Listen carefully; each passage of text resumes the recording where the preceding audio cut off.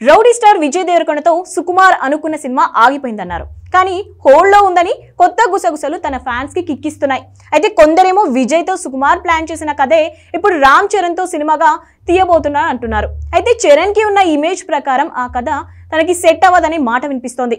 ఇంతకీ ఆ కథ ఏంటో తేలకుండా చరణ్ కి అది సూట్ కాదని ఎలా తెలుస్తారు? ఇంతకీ విజయ్ తో సుకుమార్ తీయాలనుకున్న వైల్డ్ లవ్ కథ ఏంటి? Take a look.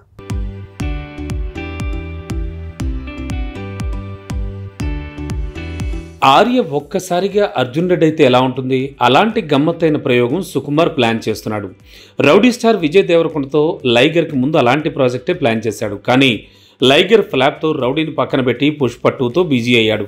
పుష్ప 2 తర్వాత అయినా విజయ్తో మూవీ తీస్తాడంటే ఛాన్సే లేదు. రామ్ చరణ్తో రంగస్థలం కాంబినేషన్ని రిపీట్ చేయబోతున్నాడు. అంతా బానే ఉంది. కానీ రౌడీ స్టార్తో ప్లాన్ చేసిన కథే చరణ్తో సుకుమార్ తీయబోతున్నాడా అంటే అదేం కాదని తెలుస్తోంది. అది ఊర మాస్ ప్రాజెక్ట్ అని సమాచారం అందుతోంది.